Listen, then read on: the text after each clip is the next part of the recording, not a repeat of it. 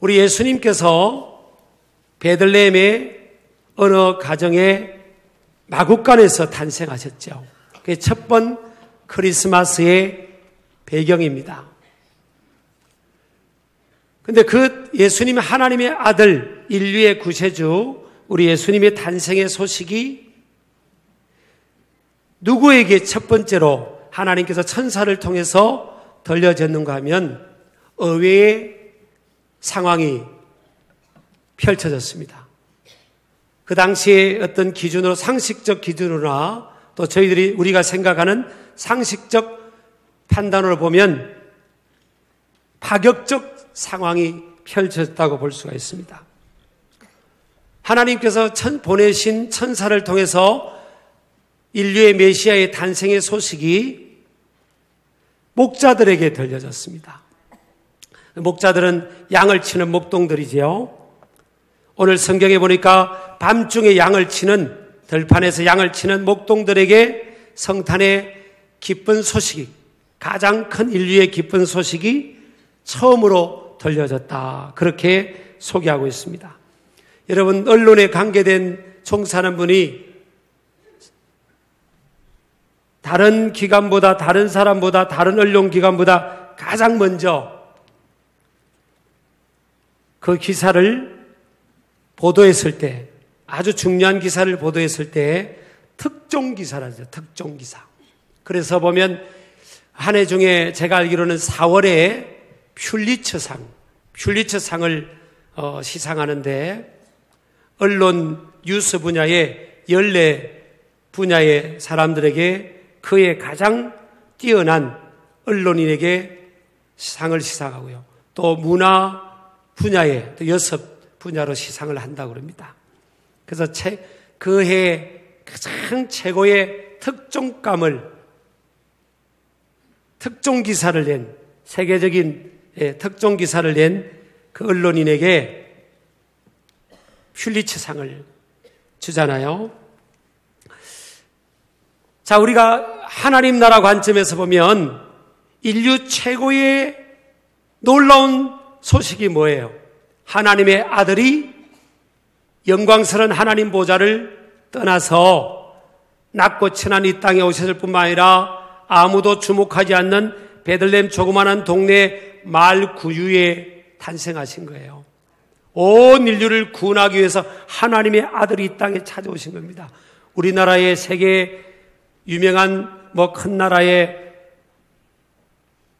지도자가 찾아오면 국빈 대우를 하고 언론이 조명하고 주목하잖아요. 근데 이 소식을 하나님께서 누구를 통해서 첫 번째 특종 기사로 알리도록 허락하셨냐면 목동들이 있습니다. 목동들. 우리가 기준에서 보면 그렇구나 하고 밋밋하게 받아들일 수 있지만 당시에 이 목동들, 목자들은요, 사실은 굉장히 천시받는 직업이었습니다. 모든 직업에는 기천이 없었지만 2000년 전에 예수님 탄생하실 때 그때의 상황으로는 가장 천시받았고요.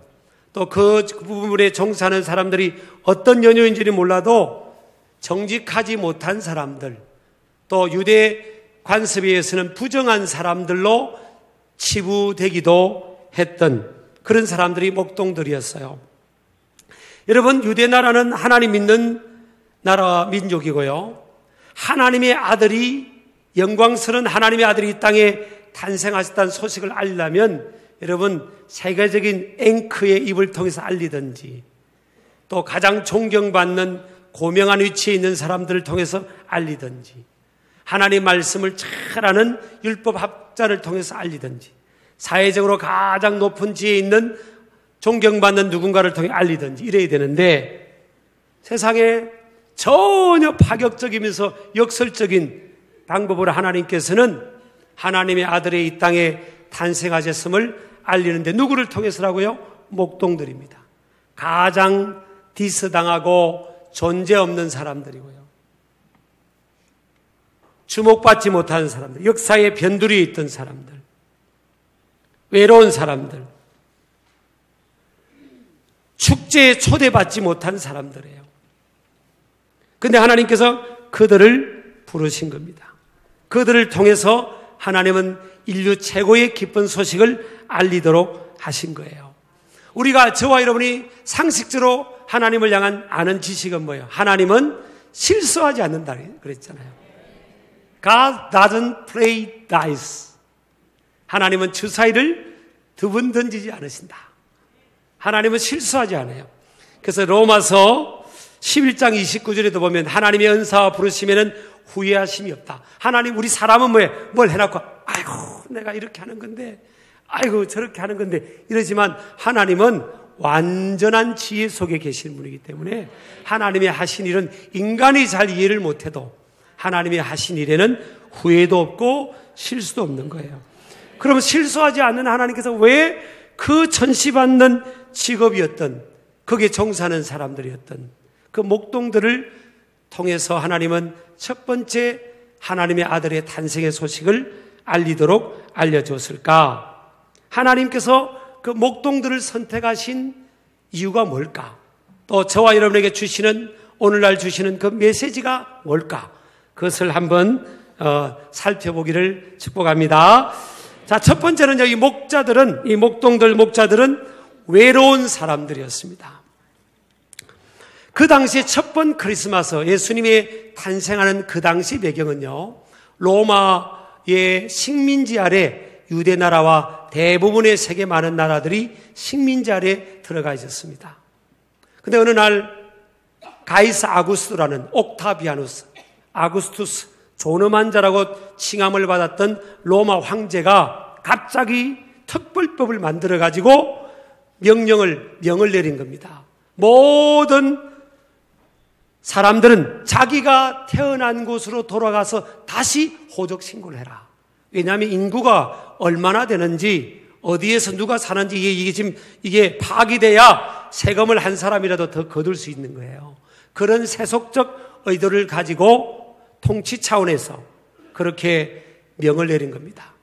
그래서 어쩔 수 없이 모든 사람들은 자기가 태어난 고향으로 돌아가게 됐어요. 우리가 명절 때 고향으로 돌아와서 만나는데 명절 아닌 명절 분위기가 된 거예요. 어쩔 수 없이 그런 분위기가 됐어요. 그래서 사람들이 자기가 태어난 곳으로 돌아오니까 세상에 길동이도 만나고 개똥이도 만나고 순이도 만나고 기용이도 만나고 그렇게 만나서 막 친구끼리 친척끼리 선배끼리 후배끼리 막 지금 축제가 벌어진 거예요. 그리고 잠자리도 공식적으로 잘 수 있는 그런 공간도 부족했죠. 그래서 오늘 우리가 잘 아는 것처럼 마리아가 아이를 출산할 때 변변한 여관 같은 방 하나 내어줄 수 있는 여건이 아니었어요. 다 사람들이 넘쳐났습니다. 축제가 벌어졌어요. 그런데 그 축제에 초대받지 못한 사람이 있는 거예요. 목동들, 목자들이었습니다. 이들은 그 축제에 초대받지도 못하고 가고 싶은 고향에 가보지도 못하고 고향을 찾아온 사람들, 친구들을 만날 수 있는 그런 축제의 중심에 있지를 못했어요. 왜 그렇죠? 목자들이었고 목동들이었기 때문에. 자기에게 주어진 미션이 있기 때문에. 그 외로운 사람들이었습니다. 존재감이 없는 사람들이었어요. 그들이 축제에 참석하지 않는다고 세상은 변하지 않았어요. 아무도 관심을 갖지 않는 사람들이에요. 근데 하나님은요, 그들에게 관심을 가지신 거예요. 하나님은 공평하신 하나님. God is fair. 하나님은 공평하신 거예요. 이 세상은 불공평하게 보이는 그런 이 흐름으로 흘러갈 때가 많죠. 많은 사람들이 볼 때 세상이 왜 이렇게 불공평하지? 왜 이렇게 세상은 나한테 불공평한 거야? 왜 세상은 노력하는 만큼 균등한 그런 기회나 이익이 주어지지 않는 거지? 왜 다른 사람은 금수저처럼 다이아몬드 수저처럼 사는데 왜 나는 흙수저처럼 살지? 이렇게 생각하는 사람들이 많이 있을 겁니다. 그렇게 본다면 이 목동들은요, 흙수저입니다. 흙수저예요. 근데 하나님은요, 공평하십니다. 이것이 부족하면 하나님은 이걸 채워주시는 하나님이에요. 우리가 하나님 믿는 저와 여러분들은 하나님은 우리가 원론적이지만 이게 팩트고 진리예요. 하나님은 어떤 하나님이에요? 하나님은 실수하지 않는 하나님. 하나님은 공평하신 하나님.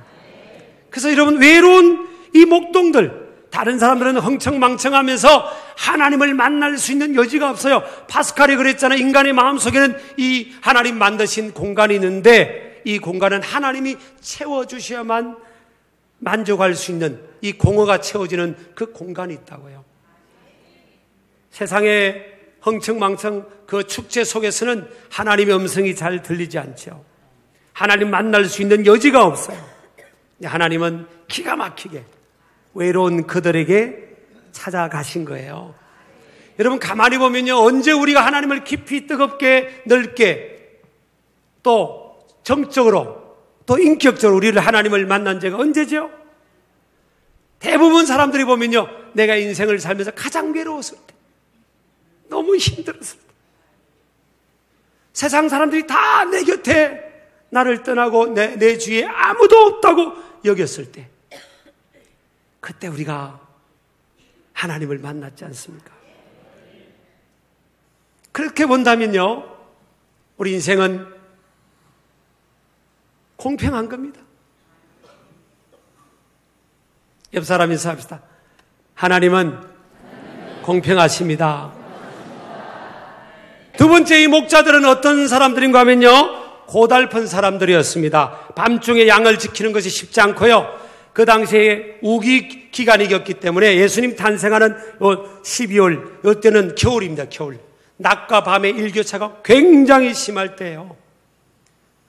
엄청나게 밤은 춥습니다. 팔레스틴 이 광야는요. 그래서 고독과의 싸움뿐만 아니라 육체적 고통, 추위와의 고통, 또 고달픈 거예요. 그래 고달프니까 그런 일에 종사하는 사람들을 또 천시하고, 그 당시도 그런 분위기가 있었지요. 밤을 어떤 일을 하면서 잠을 안 자고 밤을 지샌다는 것, 이게 쉬운 일이 아니에요. 제가 나이가 적었을 때 신발 공장에 아르바이트를 한 적이 있어요. 그 밤 9시, 10시까지 일하면요, 잔업이라고 그러고요, 밤새 일하면 올라이트라고 합니다. 올라이트. 제가 잔업도 해보고 올라이트도 해봤어요. 밤새 여러분 그 가피라는 거거든요. 그걸 막 하고 고리라는 걸 또 나르고, 아유 쉽지 않아요. 밤이 얼마나 긴지를 모릅니다. 근데 그렇게 일을 했는데 제가 일한 아르바이트비 뜯겼어요. 아직까지 못 받았어요.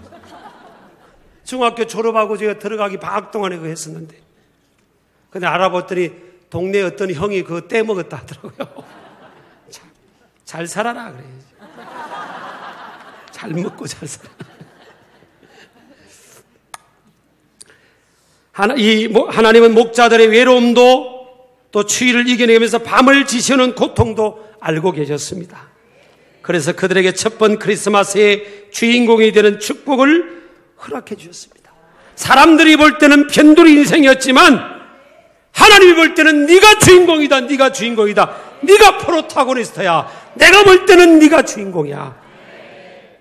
그래서 인류 최고의 특종을 할 수 있도록 하나님이 목동들에게 기회를 주신 거예요.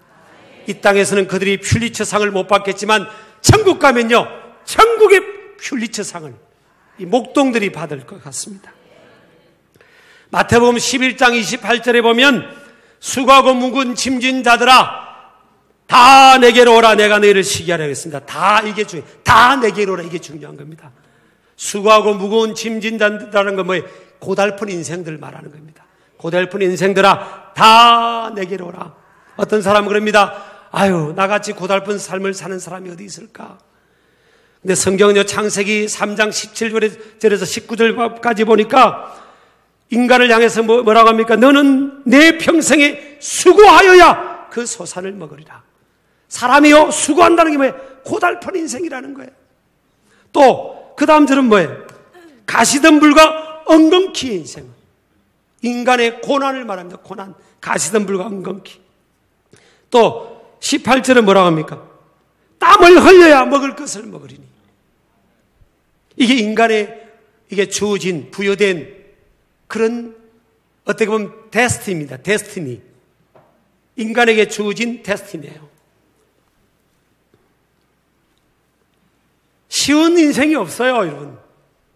우리가 남의 인생을 몰라서 그렇지. 그렇지만 하나님 안에서 감당할 수 있을 줄 믿습니다. 제가 제 이야기를 한번 할 텐데 들어주실래요? 용서해 주실래요? 예. 제가 이걸 나눌까 말까? 예? 제가 누구죠? 아마 우리 교우들은 그럴 겁니다. 신길교회 이기용 담임 목사님요? 그럴 겁니다. 그러겠죠? 그러나 제가 이기용 담임 목사만이, 신길교회 담임 목사만이 저의 정체성은 아니죠. 가정으로 돌아가면 한 여인의 남편이고, 또 우리 자녀에게는 아빠고 아버지가 되고, 또 손자, 손녀, 손자에게는 뭐예요? 할아버지고, 동네 가면 아저씨고, 뭐 목사님으로 아는 사람분도 계시겠지만, 근데 이제 나이가 좀 들면서 자녀들이 참 귀하다, 자녀 손들이 귀하다, 이런 마음들이 많이 주어져요. 근데 어느 날 전화가 온 겁니다. 우리 딸한테 전화가 왔어요.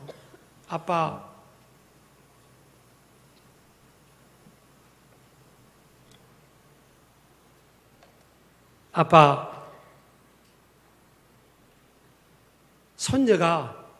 아빠의 손녀가 계속 할아버지를 찾는다는 거예요.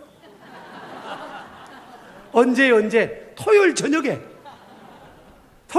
제가 얼마나 바쁘고 설교에 씨름하고 기도하고 그러는데, 저녁에 막 할아버지를 찾는데, 할아버지하고 인어공주를 보러 가야 된다는 겁니다.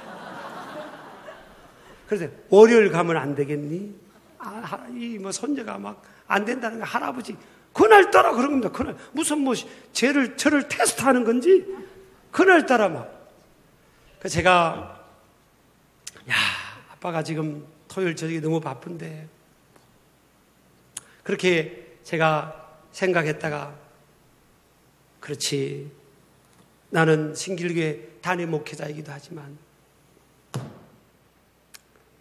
아무개 할아버지지. 그래, 사명 감당하자. 그리고 우리 아내하고요, 갔습니다. 손녀 데리러. 쓰러질 정도로 할아버지 찾는데 어떻게 하겠어요?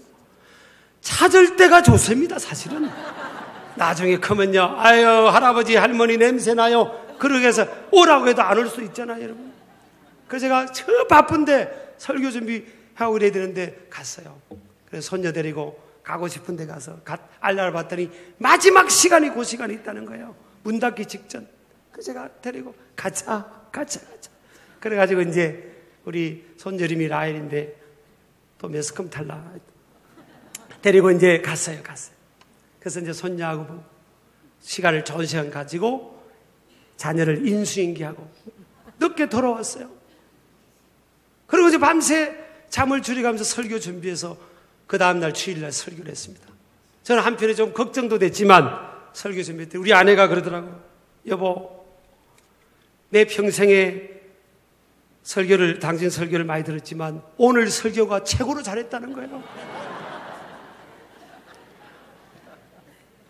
그래서 제가 제 성격도 좀 하나님 안에서 그런 성격이 있지만, 그렇지, 내게 능력 주시는 자 안에서 내가 모든 것 할 수 있는 거야. 그래, 아빠의 사명도 감당하자, 할아버지의 사명도 감당하고 담임 목사의 사명도 감당하고, 그래, 하는 거야. 할 수 있는 거야.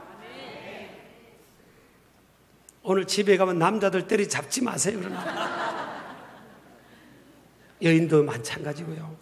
하나님의 능력과 도우심으로 여러분 꼭 내가 필요한 곳에 있는 겁니다. 하나님께서 그 필요한 곳에 목동들을 있게 하신 거예요.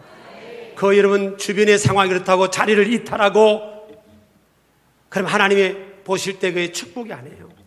하나님은 자신의 자리를 이탈하지 않는 그 미션의 사람들, 그런 사람들을 주목하신 겁니다.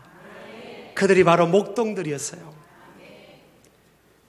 네 번째로 여러분, 이 목자들은 감사와 감격이 있는 사람이었습니다. 16절 17절에 보니까 빨리 가서 마리아와 요셉과 그의 누인 아기를 찾아서 그렇습니다. 보고 천사가 자기들에게 이야기에 대해 말한 것을 전하니, 이게 빨리 가서 찾아서 이런 말은요, 헬라어로 아뉴란이란 말인데 끊임없이 탐색하여 찾다 이런 뜻이에요. 여러분 생각해 보세요. 하나님께서 보내신 천사를 통해서 그 목동들에게 베들레헴의 어느 곳에 가서 몇 동, 몇 번지, 어느 집에 가면 그 마을 뒤에 마국간에 아이가 있는데 그 아이가 메시아라고 그렇게 가르쳤습니까? 안 가르쳤어요. 몇 번지라는 게 없어요, 여러분. 그러니까 이 목동들은 베들레헴 가서 뭐예요? 온 마을을, 도시를 다, 작은 도시긴 해도 다 뒤진 거예요. 찾고 한 겁니다. 하나님 볼 때는 여러분, 마태복음 2장에 보세요. 동방박사들이 와서 유대인의 왕으로 낳은 신이가 어디 계십니까?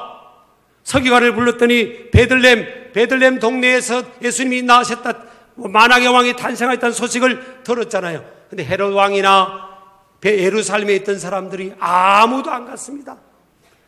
예루살렘과 베들레헴까지 거리는요 8km밖에 안 돼요. 8km. 마음 먹고 조깅하면 갈 수 있는 거래요, 여러분. 근데 아무도 안 갔어요. 대단하게 갈 수 있을 것 같고 예수님을 대망한다고 하던 그들은 움직이질 않았습니다. 근데 다 천시받고, 에이, 저 사람들 하나님이 사랑해 주실까? 아이, 저 사람들이 잘 믿을 것 같아? 그랬던 그들이 의외로 감격을 가지고 메시아를 찾아 나섰지 않습니까? 여러분, 요나 선지자도 여러분 얼마나 오해했습니까? 아니, 어떻게 니느웨 사람들에게 하나님 말씀을 전한단 말이에요. 니느웨. 그래서 요나가 열받아가지고 하나님께 실망하고 다시스로 도망갔잖아요. 그래서 하나님이 그러나 3일 낮밤에 물고기에서 요나를 바꿔가지고 다시 니느웨로 보냅니다. 요나도 반신반의했어요. 그 아수르의 수도에 있던 그 사나운 그 사람들이 뭘 할 수 있을까? 뭐 해결할까? 그 옛날에 그 나쁜 짓 했던 그 사람들이 뭘 할까? 그리고 반신반의하고 하나님의 말씀, 회개의 메시지를 드렸더니 오행걸요? 사람의 생각하고 여러분 하나님 생각하고 다른 거예요. 회심이 일어나고 금식하면서 회개합니다. 유럽의 바이킹의 후예들이 그들이 주님 앞에 돌아와서 젠틀맨 신사의 나라와 대륙이 됐지 않습니까? 여러분, 저와 여러분 예수님을 믿기로 작정하고 태어났습니까? 예수님 믿을 만한 그 어떤 인격을 갖추고 삶이 있었어요? 아이고, 목사님, 나는 믿을 만하죠. 과거가 내가 얼마나. 한번 다큐를 만들어 볼까요? 다 알아야 됩니다. 우리가 주님 보실 때는 주님은 중심을 보시잖아요. 외모를 보지 않으세요. 그 목동들의 중심이 주님을 만나고 하나님의 말씀을 받으면 그 감사와 감격, 나 같은 것 구원해 주신 은혜에 대한 감사, 그 감격, 그래서 막 달려가고, 그래서 복음을 전하고, 그래서 또 찾고 그렇게 하는 겁니다. 주님은 그런 중심을 찾고 있어요. 그 감사와 감격, 나 같은 것 구원해 주신 은혜에 대한 감사, 그 감격, 그래서 막 달려가고, 그래서 복음을 전하고, 그래서 또 찾고 그렇게 하는 겁니다. 주님은 그런 중심을 찾고 있어요.